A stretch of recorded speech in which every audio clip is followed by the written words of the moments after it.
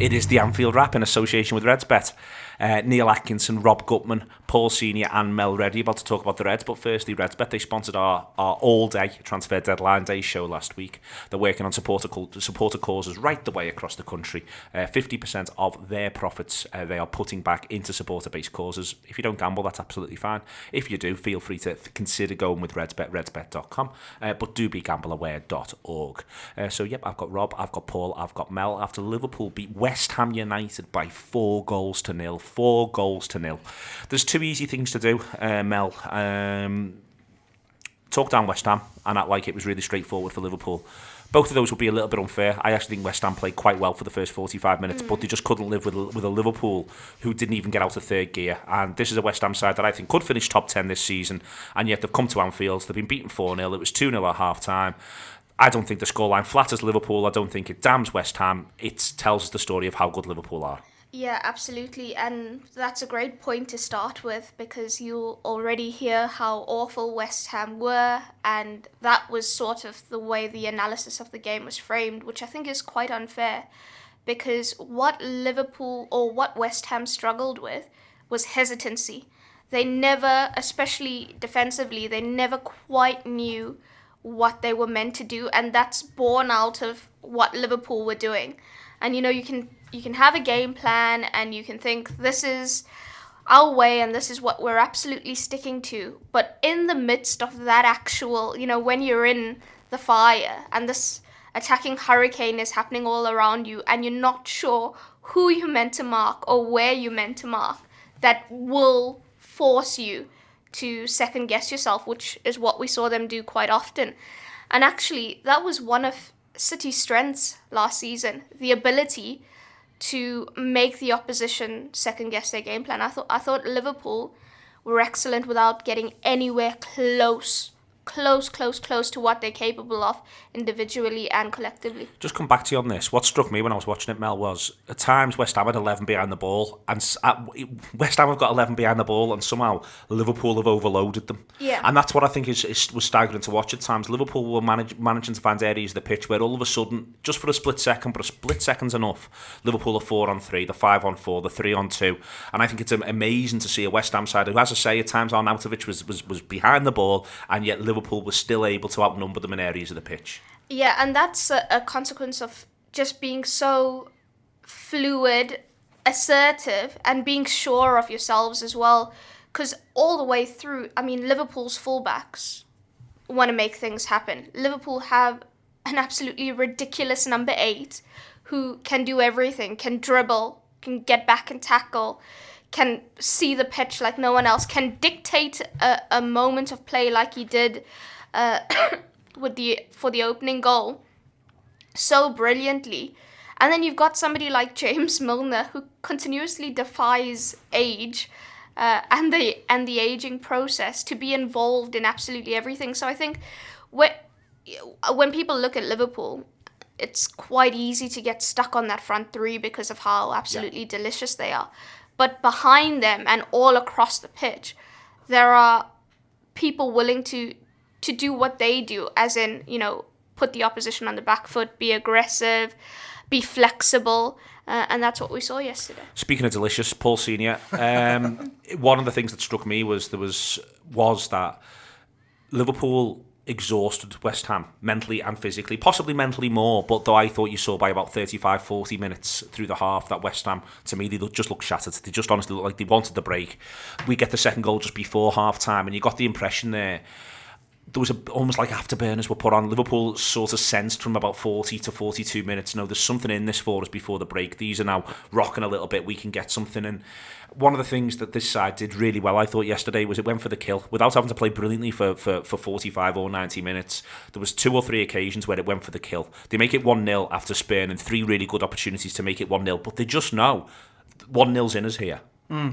Yeah, do you know what, Neil, you're right. And there's a thing from early on in Klopp's reign, and I've mentioned this to you a lot, about Danny Rose after playing against Mane, and he was there was an interview with him on Match of the Day, and he's like, I can't believe the game have just started. You know, it's like he'd been in the trenches for months. And there's a thing at the very end with Michail Antonio, and there's a move broken down with him involved, and he just stayed on the floor, and you can just see he wasn't appealing for anything, was he? Just had cramp. He was just had a bit of cramp, but you could just see the frustration in him, and it was towards the end of the first half was visible as well for me that West Ham were just a little bit sick of having this done to them. You know, they've come into the game with all this expectation and being bigged up by the press, and they just weren't in the same league as Liverpool, and it must be so hard for a team with, you know, coming into a season with such buoyancy to just have that life sucked out of you.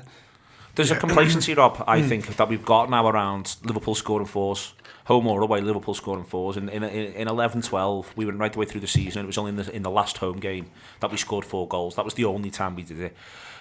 For me, it's massively about scoring the second goal in games and when you get them. You know, it's one thing to go 1-0 up, but it's another thing entirely to give yourself the platform to kick on by getting that second. And that goal before half-time was massive. And we should never be complacent about winning 4-0.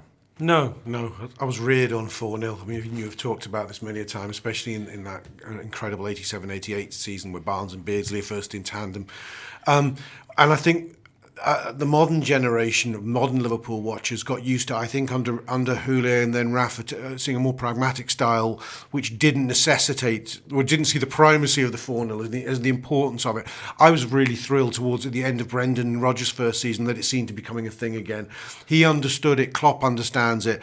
That it just builds. It puts so much psychologically in the bank for you. The 4-0 is not for the day. It's not even for the goal difference. It's for the next match and the match beyond that. So we beat Brighton 4-0 last game of last season. Brighton have now seen us beat West Ham 4-0 first game of this season, and Brighton are our next opponent at Anfield. Imagine being Brighton before that game, for instance. Well, this is what I got used to seeing when I was younger, those Liverpool teams. Some teams were beaten 4-0 before they stepped on a pitch. And I was saying this to my Danny before, I said, there's a lot of feel-good about us coming into the season. There's a lot of optimism. It's important that we harness it early, because if we do, we will frighten other teams quickly. We will be 1-2-0 up before we get on the pitch, and our belief will go through the roof. I was pleased, in a way, I always think the timing of a first goal is important if you're going to thrash a team. You can see the other day with Man U, they scored too early against Leicester, and they may have other faults, but they do score too early, and it makes Leicester's plan very, very binary. They've just got to get on with it. Whereas Liverpool take, 14, 15, 16 minutes to score, having absolutely laid siege. West Ham have accepted that surviving is good for them. But once Liverpool score, we're in a mode, they're in a mode, and it's not going to change. For an away side now, there's no point of reference of a Liverpool weakness. It's a Liverpool side that hasn't lost their home in over a season. We haven't conceded a goal in the league since February. The only 2 goals we have conceded since February are those 2 mad ones at the end of Roma, one which wasn't a penalty and the other Dzeko finish when we're 5-0 up. Exactly. So it's not... Managers coming to Anfield now can't go, well, here's Liverpool's weakness. When teams are coming to Anfield, they're having luck by doing this, because no one's beaten us at Anfield.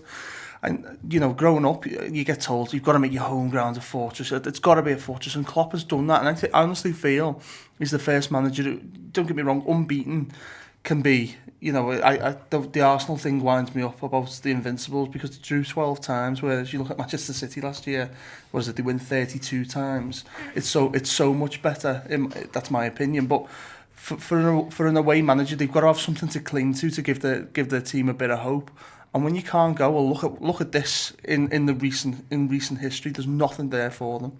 I think once you, you're right, but once you break the myth, and as Liverpool fans, we've lived with this myth that if you put 10 behind the ball, 11 behind the ball against Liverpool, you can frustrate Liverpool, whatever form they're in. That myth is beginning to be dissipated. And you were talking about the overload. How do we look like we've got overload, even though it's even-sided? I think we're moving towards a more Guardiola-style setup at home. Last season, towards the end, when we don't have Coutinho in the second part of the season, we're tending to play with, say, Wijnaldum and Henderson, and Milner's the only one really operating between the lines. The three forwards. Okay, no, sorry, Mane drops into the 10, but Firmino and Salah are very high up the pitch. Yesterday, I felt we had 2 forwards in Firmino and Salah, but we had 3 between the lines. So it's almost like a 4-1-3-2. Is that possible? Yes, just about. That adds up. But I think that's why you're seeing overload, because that's a hell of a lot of overload when you then bring fullbacks into it. I think Van Dijk's allowed that as well. You know, there was that thing when he was coming in where people were talking, oh, does this mean you don't have to operate operate with a number 6 now. People talk about Jordan Henderson's position because he could step up and do the job. That hasn't quite been the case. But just the fact with him being so good, he allows you to take so much more of a risk. There's also the variation as well that's in Liverpool's play, because you've got Van Dijk who's able to hit those diagonals. You've got now a goalkeeper who's very confident in playing it short, but very incredible with his distribution as well. You've got Trent, who's willing to, put in a wicked delivery or take his winger on. You've got Robertson on the other side, who's also looking to be quite aggressive. But at the same time, it's wanting to do the same things in this game plan, but they're all different. Trent is not the same as Robertson at all. And I think that variation we have from all the players, the midfield yesterday was sensational for it, because it was so well balanced because of how they all wanted to do the same thing, to scorch and to stifle. So, attack, defend. Ginny, so well at the base, just getting it, giving it, controlling the tempo. Milner being involved in absolutely everything and wanting to be involved in absolutely everything, showing for everything. And then you just had Naby you go and make things happen. Hell of a debut, wasn't it? That? Yeah, just make things happen. And he did it literally every time he got the ball. He knew how he wanted to affect the game. And I think that's where you see, you've got everybody on the same page, but the variety in all their games, when you put it together, is quite a thing. And we're talking about the players that played. Lallana didn't get on the pitch. Fabinho didn't get on the pitch. Nathaniel Klein doesn't get on the pitch. And that's Jurgen Klopp without a fully fit roster to choose from. When he's got everybody in, there's going to be some big omissions in that 18. Just on that, Robert, he showed huge faith in Milner and Wijnaldum, and both of them paid it back in spades. That was one of the things I took from the game. It would have been the easiest thing in the world to force Henderson onto the pitch, to pick Lallana. He's had a really good pre-season, Lallana. Revert to his 16-17 form, but instead what he's done there is he's backed Milner and Wijnaldum to play a certain type of game, slightly different from last season, as you say, and both of them were excellent. Yeah, he's shown he hasn't got a short memory. I mean, Milner was mind-blowingly good in that last quarter stretch of last season when we needed him in Europe and at home. He was incredible. He found a new level in his Liverpool career, I thought. I think in his career. Actually, that's the right thing. In his career, I think if he'd been at one of the new signing yesterday, there wouldn't be anything to talk about how fantastic the new signing was. It's only. I mean, there's not much to choose between Naby and him, in my opinion. But the inclination is to talk about Naby. But Milner was sensational, and I have to say, Gini Wijnaldum last couple of games. I know one was a friendly, but bloody hell, he's. This. I always prayed for this, and I talked about it on the show the other day. When you create, managers talk about it, but as fans, I'm not sure we always quite grasp what they mean. When you create competition for places with certain individuals, absolutely, with certain Klopp preachers, with certain individuals, who can pick up a mantle, they go through the roof. I always cite Lampard as my favourite example in my football history. There's something in both Wijnaldum and Mane, and I want to come on to talk about Mane as well, Paul, where I think that Mane at times last season wasn't quite at his best, though I think he ends the season really, really strongly. Yeah. You can probably say the same thing about Wijnaldum. At times last season he wasn't at his best, but he does end the season pretty strongly. And both of them there you almost feel like if Liverpool are to hit the heights we want them to hit this season, which is challenging the side that went to the Emirates and won 2-0 and made it look like the easiest thing in the world yesterday. If we want to challenge them, we will need, I think almost like barometers. If Mane and Wijnaldum can play at the level that we've seen throughout the entirety of this season, we've got two more fantastic footballers to add to all these other fantastic footballers. Mane was brilliant last season, but he could become better and better again. He's my tip for Footballer of the Year. Yeah, well, yeah, and the conversation around who's your best player is so enthralling now, because people, I think everyone has got a different opinion. People go, "Oh, Roberto Firmino is absolutely essential to what we're doing here." Mohamed Salah is just pure goals. He's just brilliant, isn't he? But then it's almost like sometimes people just forget the genius of Sadio Mane, and it's becoming more and more apparent with every week. He's how old is he? 25? I think he must be 26. 26, yeah. 26. He's just maturing, and we have got him on his best years into this most wonderful football. And when he first signed for Liverpool, I had a few questions in my own mind about his technique. You know, sometimes it just looked a bit uneasy. And just yesterday, there's a point where he gets that fullback square at the top end. I'm just so excited. What is he going to do? And the fullback does not move, because he knows if he gives him an inch, he's past me. And you know, the first Anfield game of last season at Arsenal, he gets a fullback square and you see what he does. The fullbacks are terrified of him, but the development in this game now for me is when he's deeper. He's so good, creative. He's so responsible as well, and that's he has changed so much as a footballer from the one we inherited, which was just known for its pace and its electricity. He was talking, I noticed, Mel, he was talking Keita through what to do defensively, which is just dead interesting. And he spent most of the first half saying, you need to go there now you need to go there, now you need to go there. And that would not be the outsider's view necessarily of Sadio Mane. But we've now had 6 months of watching him become this the player he was, but being given the freedom to become this incredibly intelligent footballer. He scored 12 and 17 in his last 17 games. That's centre forward numbers. He's playing 20 yards arguably off the front, and he's getting centre forward numbers. It's an astonishing level he's hitting.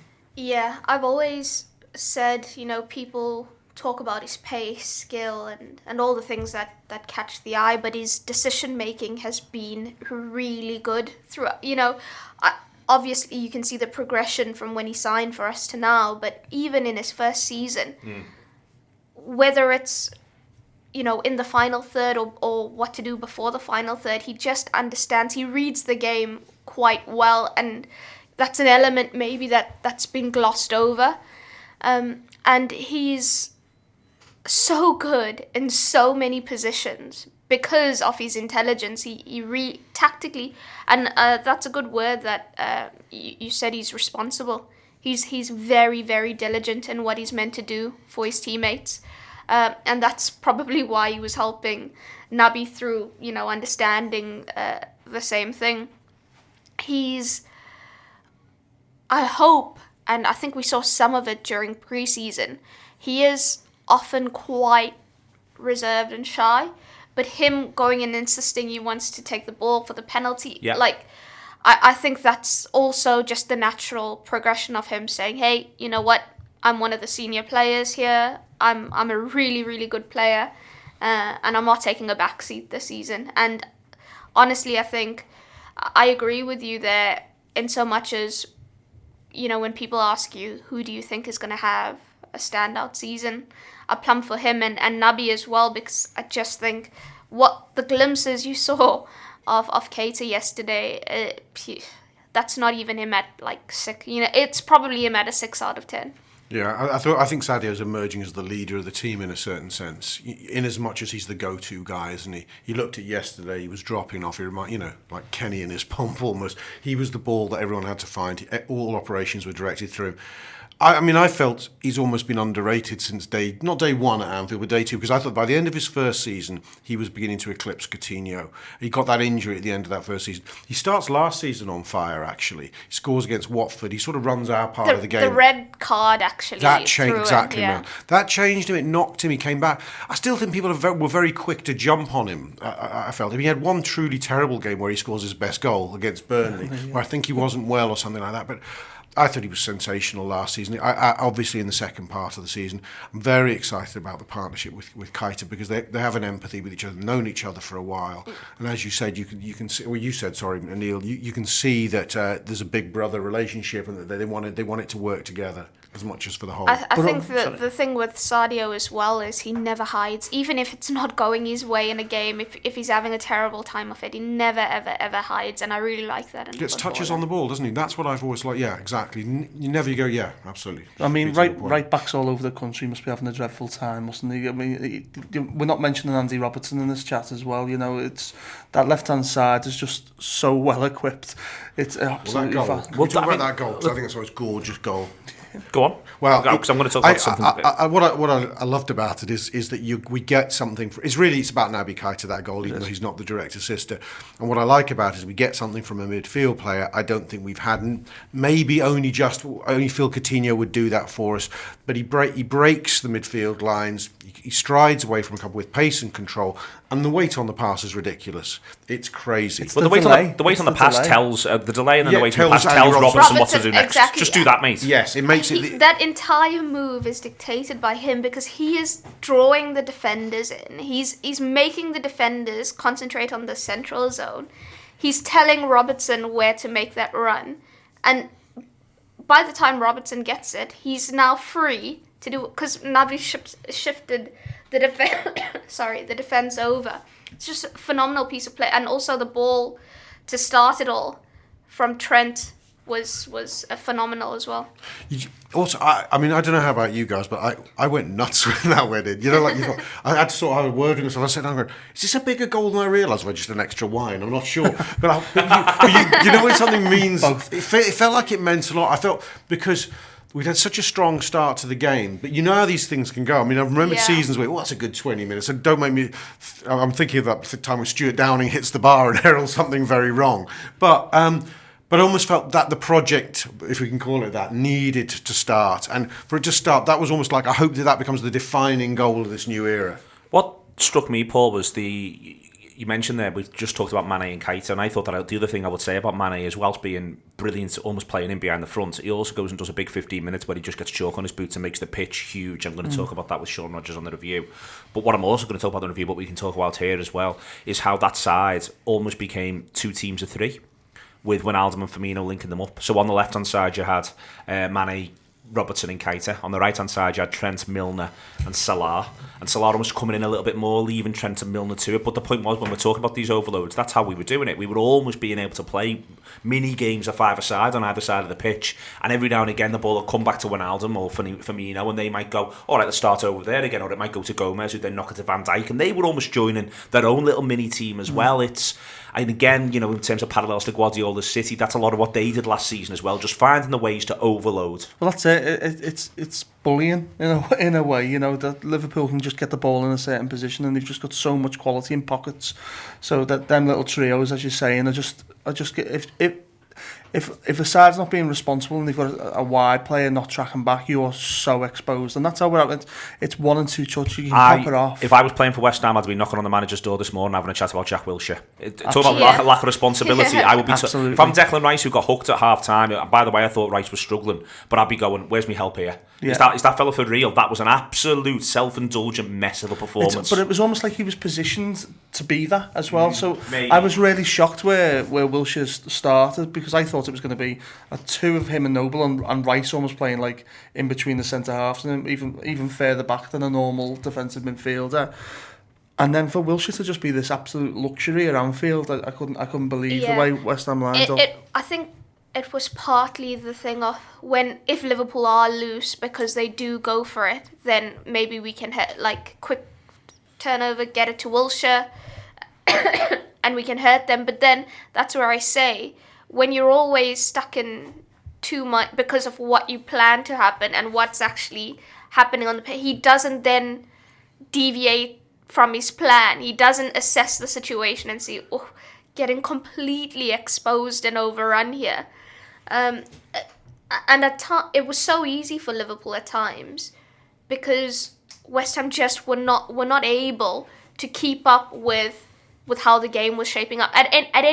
Even in like small 5-minute periods, it was just too much for West Ham. That midfield was poor, wasn't it? Over as a composition. I think you've seen glimpses of West Ham's business being all right. I thought Felipe Anderson stood out. There was a little reverse ball he played through to Arnautovic, I think, in the first half. And it was just a stroke of genius. But West Ham, I think, what the West Ham fans are, we've probably been doing the same all summer's gone, what's your dream 11? And they've got that. But actually, there's going to have to be a bit where I think in a couple of months' time, you'll start seeing more responsible lads coming into that. And if you're going to have a luxury, have Felipe Anderson as your luxury, because he is a top quality player.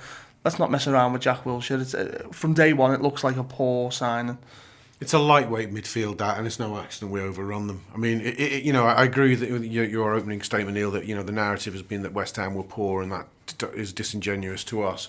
but that was a poor midfield. Yeah, no, I think it's Wilshere, and I think it's the selection of Wilshere. And I think it's Noble, a 19-year-old is a 19-year-old. Noble will give you Noble stuff. I thought, as I say, Rice was just left in there. Noble was, at times, he was left with like three people that he's now got to try. Firmino, Keita. 3 people who are all faster than him. Exactly. Yeah, faster than him with a better touch. The goalkeeper, Rob, he's going to bring about heart attacks. I love, there was one in the second half where after he did it, there was just this low mumbling of about 20 seconds. People go, row, row, row, row, row, row. It was a joy to behold, and he might reduce the season ticket waiting list. Yeah, I'm trying to remember. Is this the bit where he pings it to one centre half and then pings it to the other very quickly? Yeah, he knows what he's doing. It's fine. Let's put it this way: there isn't a YouTube compilation of him fucking this up yet. I mean, maybe that's. He is going to. He's going to, I suppose, in his career. But he seems to not. I mean, it really was the easiest debut you could wish for. Does he even get his hands dirty? He has one that he has to deal with second half. A ball flashed across the box. Yes, but that was as uneventful a debut as you could hope for. Karius is sitting there fuming, going, "Well, I would have looked okay." They just stood in the sunshine looking quite handsome, and that was really it. There'll be another day to even comment on that. He does get a lot of the ball, Paul. I would say that they're very comfortable knocking it back to him. They are trying to bring him into it. I thought you saw that a few times. Almost too much. I would say there was a little bit of where. I know you're saying it's an uneventful debut, but I thought sometimes they were just almost like, we've seen this lad play in training, and he's one of us. Well, he's still a goalkeeper, and he's still last man, and he shouldn't be taking any risks. There was one thing with him, and I thought, yeah, he's definitely Brazilian. Is he almost like foot rolls it over it? Do you know what I mean? Yeah. It's like a hidden pass, and I was like, oh god! And as you say, the mumblings in the main stands, yeah. You got more of a sense. You got more of a sense, I think, of what he was about in the Torino and Napoli friendlies, and I did notice in those games that what you're describing was very much an evidence there that they want to bring him into the game. Yeah. But I think the reason is because they're getting to play like a deep lying sweeper, which means if the ball can go that 20 yards deeper and you can trust that ball, then it invites the opposition on a bit and it opens the pitch out, and that's why I think they're doing it. It's become apparent why it was Alisson that they wanted so much. You know, there was talk about the price we pay for him. Oblak's available, but Oblak can't do these things. Oblak's a fantastic goalkeeper. But he's not Alisson. He's not stylistically. He's completely different in terms of play. So that is from Torino especially. But just seeing that yesterday, you can see why they've gone for him and why he's a good fit for Liverpool. But it's just a cross comes over. He just takes it, no fuss, and there's still a condescending cheer that's going on, which needs to pack him because he's just doing his job. He's a good goalkeeper and he's going to do that. But he's just like the guy next to me, Chris, who does like a moan, was going. Well, I'm not worried about him doing all these bits. This is the most relaxed I've felt with a goalkeeper for a while, and I think he's starting to show very quickly that he's right to be relaxed. There is something in Rob saying about trying to invite them on, Mel, and it may be something that we see throughout the season. We almost want to dangle that carrot a little bit to opposing sides and saying, well, you're struggling to get anything at Anfield, but maybe, just maybe, if you put pressure on us here, and it would actually be, there's an argument to say it would have been no bad thing to see it go badly wrong at 3-0 and the ball end up in the back of our net for future games to come. If you see what I mean, let's keep dangling that carrot a little bit, because what it does is suddenly Arnautovic is right up the pitch, Mikel Antonio's right up the pitch, Anderson's going, Wilshere doesn't know where he is, which was his performance yesterday, and all of a sudden you might have space to turn them round, and suddenly we're back to talking about overloads, we're back to talking about 3-on-3s. Yeah, not to keep bringing it back to City, but City do that quite well. They're very clever at dangling the carrot because they know that once they sell you, then it's curtains. It's absolute curtains. And it's the same for this Liverpool team. And even just talking about Alisson there, City last summer, their biggest issue was the goalkeeper. They go and bring a goalkeeper who is an extension of the way they play, Edison. Just really good distribution, get them up the pitch quicker. Liverpool have gone and done the same thing, a goalkeeper who is an extension of Jurgen Klopp's blueprint. And that then gives you the ability to invite the opposition on and to dangle that carrot, which, I do think we'll see a lot of it. And it'll be interesting to see how it works against teams that are more equipped to maybe think we can actually go for that, especially teams with better midfields, because that's where West Ham really struggled. I thought Arnautovic, even though the game was so far gone from West Ham, never stopped battling. Like, he can be proud of the way he It's part played. of his game I didn't know he possessed, if I'm honest. When West Ham signed him, I thought, what if they bought another one of these? This is obviously a year luxury ago. lad. Another luxury lad. And there was talk about Mourinho signing him in the summer, Mel, and it's almost like, I read this article about when he had him at Inter and he bombed him, and he said, but one day if you sort all your issues out, I'll bring you to whatever club I'm at. And it's visible that he's got his head right now, Arnautovic. He is a very good player in terms of obviously what he provides with these attacking attributes, but he's a fighter. He's relentless. He doesn't give centre backs or the full backs, whoever he's up against, you're not going to have an easy time. I think the only reason probably that, you know, a lot of managers like him, like his style and the fact that he is tenacious, but it's all the questions that have always been there about attitude and how he handles himself. But yeah, you know, so somebody like him could want to take that carrot, but I don't think he was equipped from his midfield to. No, we kept turning around screaming at them. Yeah, to give it a good go. So it will be interesting. But herein is the thing: City are so successful last season because they buy wholeheartedly every single person. This is the thing we're doing. We're going to do it. Whether it works, whether it doesn't work, this is what we are. This is who we are. This is what we want to be, and we're going to be very good at doing it. And I think Liverpool have to have the same buy-in, which you can tell from the players, and I think the fans are pretty much on side too. I think the biggest thing that I noticed yesterday from the previous two season openers under Jurgen Klopp is you in the back of your mind, you know, this is a very good team, but you're always thinking, here, these are where the weaknesses are.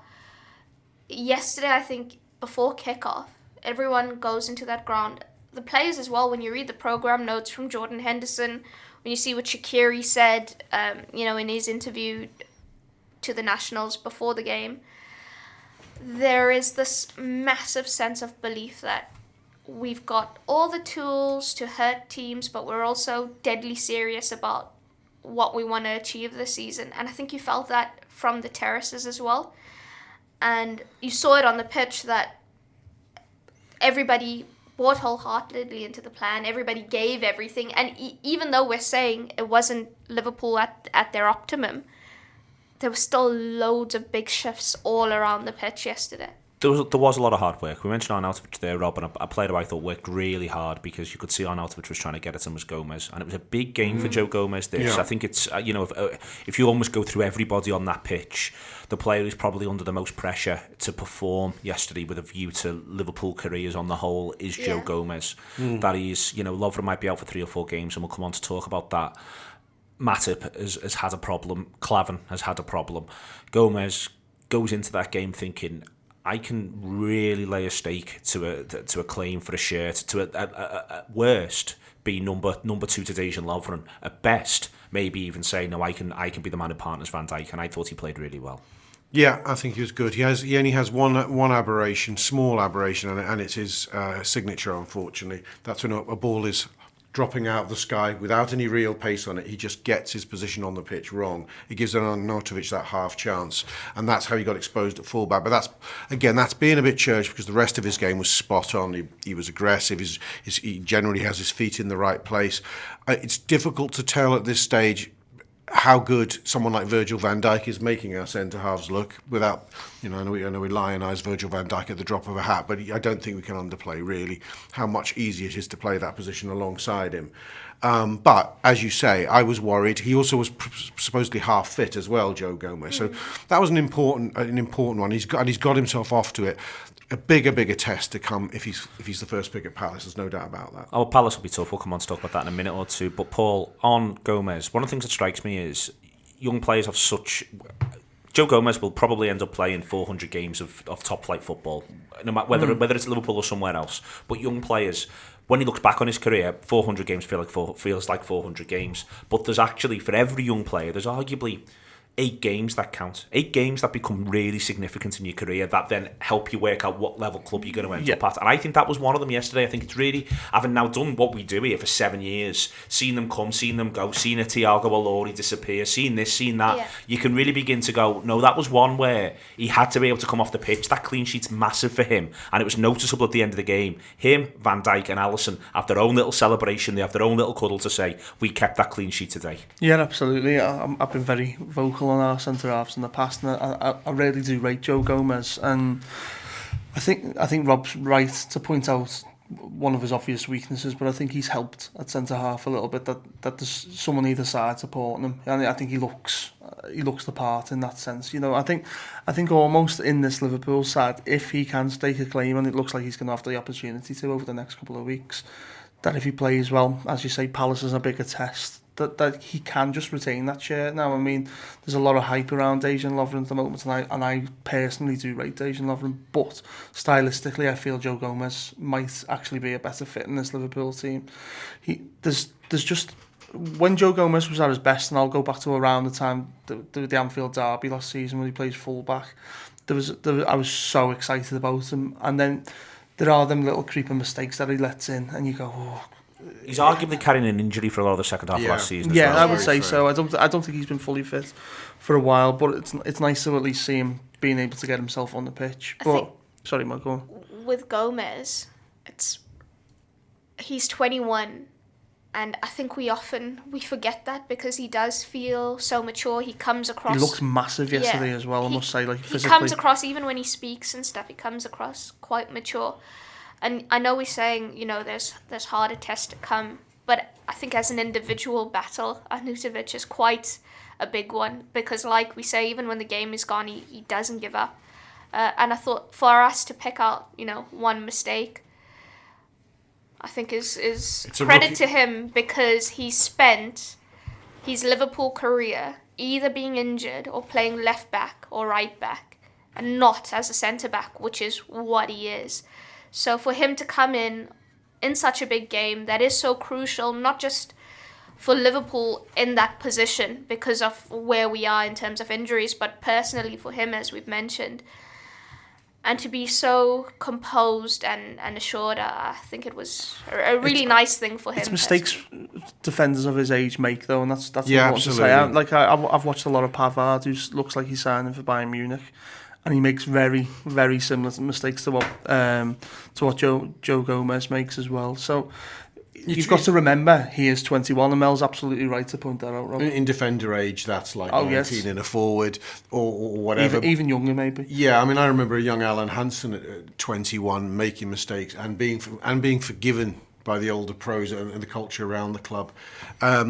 Yeah, he is young. I mean, Liverpool don't decide Jamie Carragher can be trusted at centre-back till he's 24, heading towards 25.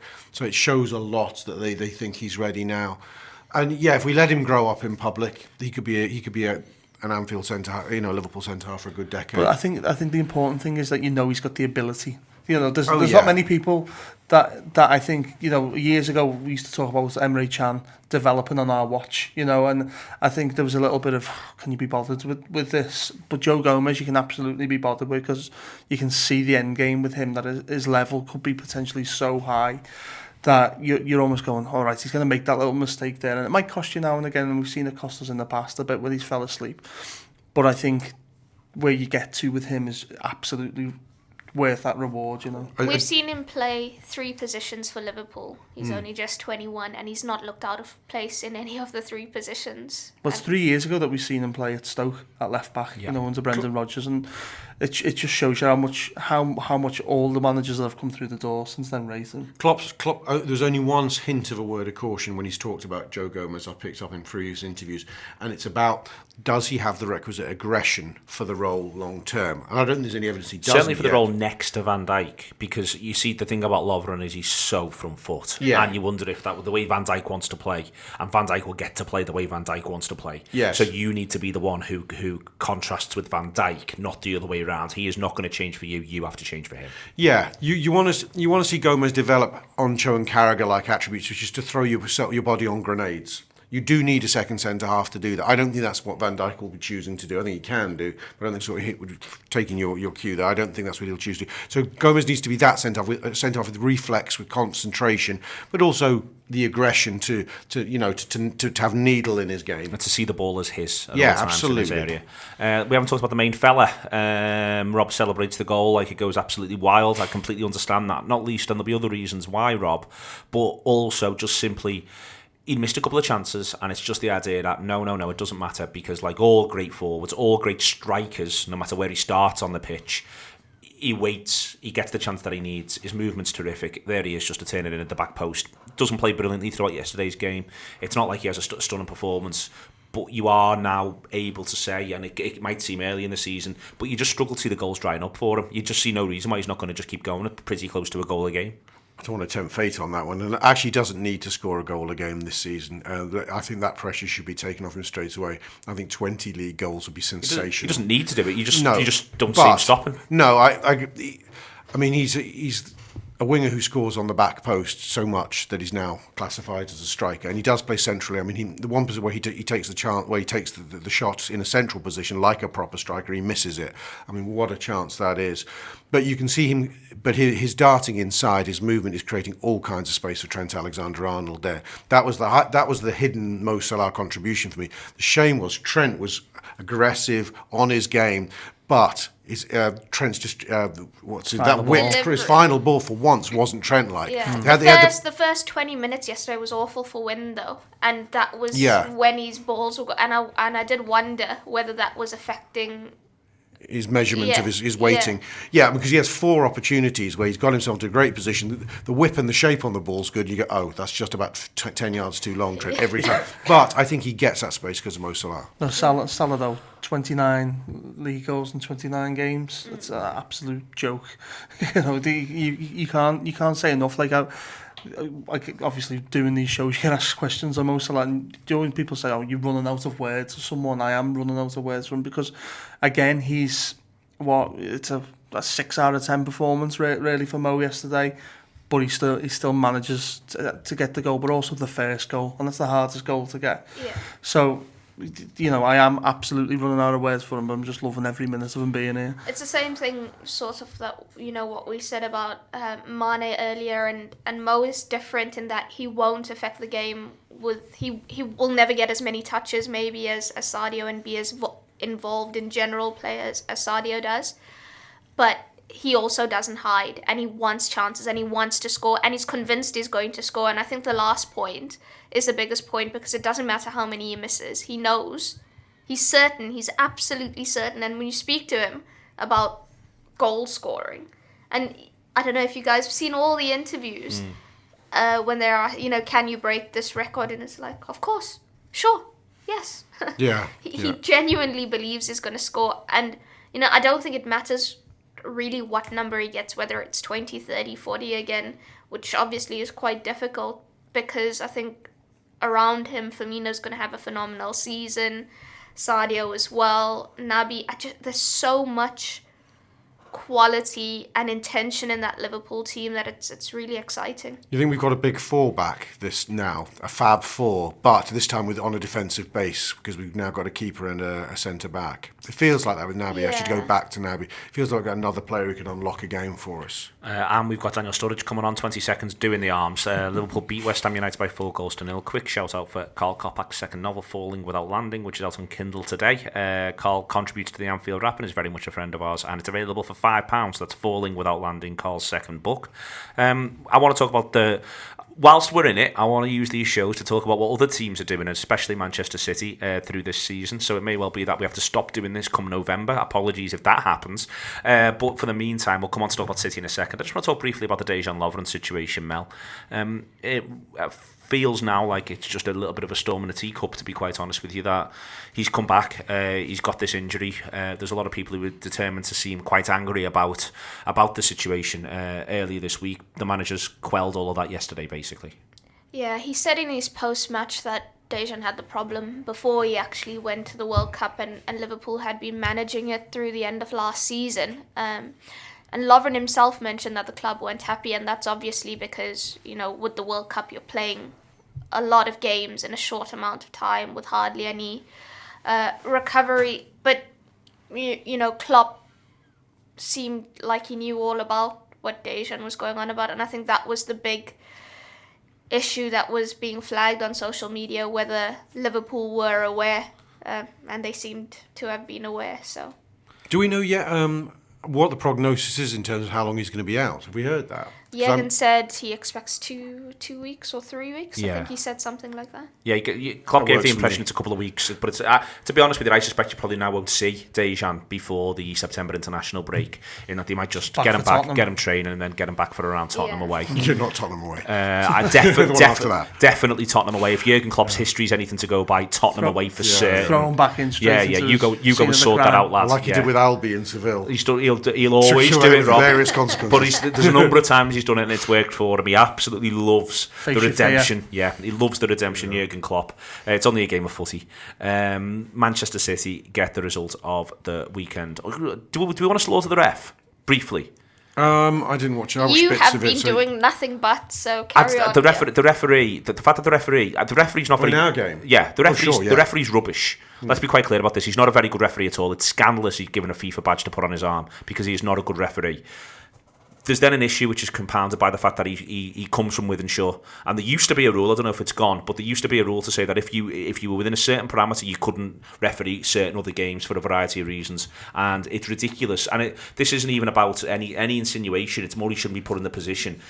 Referee from Wythenshawe should not be refereeing Liverpool's football matches. This is really easy for me. It's not like there aren't other refs knocking around, or Everton, or Manchester City, or Manchester United. He should just be taken out of that particular firing line.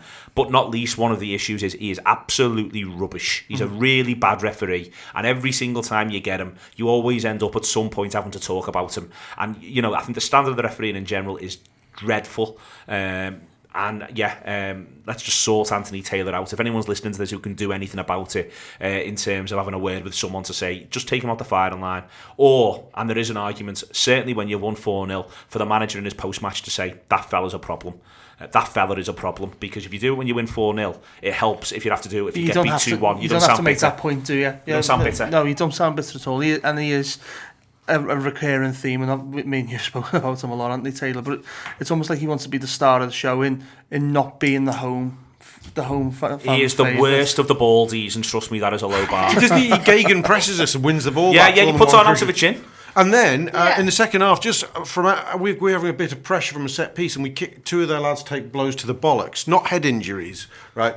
And he stops the game. There's no need to stop the game. The one for me is Trent's booking. Trent's booking's pathetic. Yeah, absolutely unbelievable. And almost like there was a bit where Trent was chasing Masuaku back, and I thought, he's going to go here, because he was going to. The minute he put his hand on him, I knew Taylor would have loved to have sent him off, absolutely, with no hesitation. There is.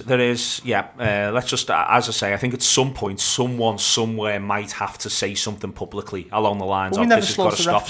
We never slaughtered refs on here, and Taylor is a problem. As I say, he is the worst of the baldies. All refs can be split into two categories, although there is an upcoming third category, which is suspiciously young.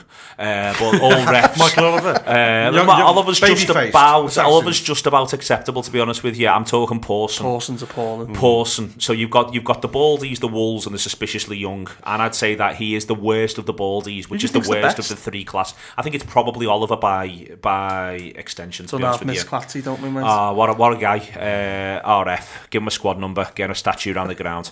All right, City get the result of the weekend, Rob, and we've made our point, but I sort of feel like they've made theirs. They've gone to Arsenal there. They've cruised to a 2-0. Yeah, they were a bit open towards the end of the game, but they've made their point. I'd even argue Manchester United have made their point in that they were awful, but you never thought they were going to do anything but win that game.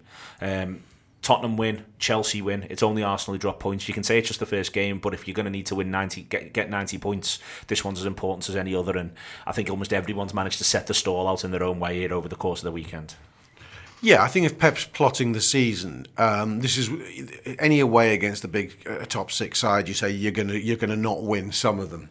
So but Arsenal are arguably on paper the weakest of the big six sides. But you could also say maybe the start of an era. This is not the time Pep would have liked to have faced them. He'd like to have seen them bedded in, softened up a bit. So it's a great result for them. They weren't overly convincing, City, I don't think, whilst as underwhelming as you can be with still putting Arsenal away. In the first part of the second half, there are times where you think Arsenal might have just shown a bit more. I'm actually more interested in where it puts Arsenal in this, because City could have. Arsenal go to Chelsea next game. Yeah, it's just as I was saying earlier about us. I think it's important that we build early momentum. That a team that was rightly being believed in sort of vindicates that belief. Arsenal, post Wenger, there's always one or two things that are going to happen for the fans, for the narrative around the club, which was, oh, Wenger was holding them back all this time. Or the other narrative is they were only hanging in there because of Wenger. They're only anywhere near the bloody Champions League because of Wenger, because they're shit. Now, if they have a bad start under this fella, and these signings look like Everton signings rather than great new hopes, then I think Arsenal could find themselves in a problematical season. And anyone who wants to believe that found some evidence yesterday. The issue is for Arsenal is that the signings are Everton signings. Everton can afford every single one of them signings. I don't think they've broken 25 million, have they? But they did buy Aubameyang and Mkhitaryan in the Christmas window. But they did lose Alexis Sanchez as well. I know they didn't get much value. Well, they didn't get any value for that. But Aubameyang does not play for Everton. No, he doesn't. No, he doesn't. No, neither Mkhitaryan. But in the summer, I've built Arsenal up in my head. I've seen them sort of try and rectify problem positions, so I see them sign Socrates and I go, oh yeah, handy-ish centre-half. But then I have to look at them players and then compare them to what's ahead of them, and that's the problem. So they sign Socrates and we've got Virgil van Dijk. John Stones is a million times better. So is Laporte. So is Kompany. So is Otamendi. So this is the issue for Arsenal. Even if you want to look at Chelsea or Tottenham, all their centre halves are better. So the whole midfielders, again, you do the same. Terrell, I liked what I've seen of him in the World Cup. Is he as good as Naby Keita? Is he as good as N'Golo Kante? Is he as good as Fernandinho? Gundogan? No, is the answer. So Arsenal can't cure this problem through just trying to cheat, I don't think. I think Liverpool have shown this, that you can't cheat in this league anymore. You've got to have the best of the best, and you do not take anything less than that. Apart from Andy Robertson. I think Gunner Blog summed it up quite nicely. He said Arsenal are signing Europa League players on a Europa League budget and trying to be a Champions League team. That's the way he put it. And when you look at what they brought in, and even going back to Aubameyang and Mkhitaryan, I said at the time that was not their plan. That wasn't a design that they had a long time in the making, thinking those are the players we absolutely want. Yeah. Those are the ones we have to get. They're who we're going to build around. Aubameyang, 2-3 seasons ago, if Arsenal brought him in, you'd be sitting there thinking, goodness gracious, why this is going to be bad for the league. Great news for Arsenal. They sign him when no one else is taking that punt on him. No one. He got suspended from Dortmund months before, Yeah. Mkhitaryan, United don't want him. No one else is having a bite, and they think, okay, we can get him. Not, we have this brilliant idea that okay, and then there was the fact that Mkhitaryan and Aubameyang linked up at Dortmund, but how much, you spent all that money, how much are you hinging this plan that you never actually had, that you're now going to pay all that money for on that connection?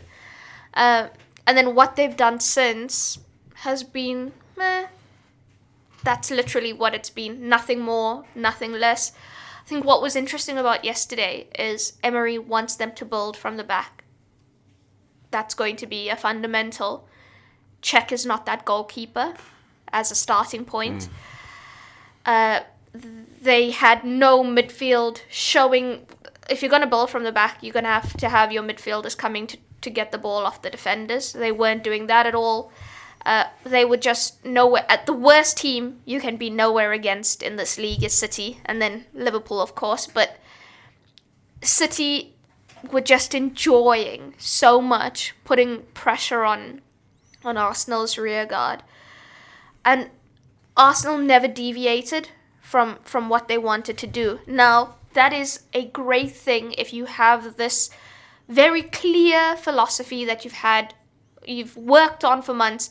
Jurgen Klopp's first few months in the Liverpool job weren't perfect because we had to chop and check, because he never had the preseason. He never had his full preseason to implement everything. Emery's had the full pre-season, but it's in a World Cup year, so all these players have not been there and all those kind of things. And I just thought yesterday where they should have thought, okay, it's great, we want to become this team that can build from the back and look very confident doing it, but we're killing ourselves here by doing it now against this Man City team that's really enjoying the fact that we can't actually do it right now. And I think there was a period where Czech actually did kick long and the entire crowd cheered because they wanted to see more of that because they were under so much pressure. I thought, just digressing back to City, I thought it was interesting Raheem Sterling's early contribution and reaction. He, what he does for that opening goal was at a level he wasn't finding in the summer for England. However much unfairly maligned he might have been for England, he wasn't quite at that level. But you could see there was a defiance in his celebration, wasn't there? That he was back and he was more naturally at home. It's huge, I think, Rob, that he's genuinely he's picked Sterling ahead of Sane there. Yeah, Sane's looks like a full summer as well. Looks like he had a good summer, and yet he goes Sterling that first game back. That's interesting. That I'm not sure what the thinking was, other than to prove some sort of a point. Well, he might look Sterling in the eye. He might look Sterling in the eyes, and Sterling said, "This is me this season, Gaffer." And I think that you're looking at that and you wonder, because we've talked a lot about City. Can they retain their level? There is a universe where they get better. Yeah, there is. It's going to be hard. They could be better and not get as many points, though. I've seen that happen in football. So we'll see. Look. Hunting down City is going to be, talking about hunting down City is going to be a bit of a fruitless chat. Let's just not worried about us getting the requisite points. Let's worry about us getting the requisite points. Liverpool start the season 4-0 against West Ham United. 4s are rare in football just because Liverpool are scoring a lot of them at the minute. You can go a whole season and not see one. Imagine supporting one of those teams. Thank you very much to Rob Gutmann, to Paul Senior and to Melissa Reddy in association with RedsBet. This has been the Anfield Wrap.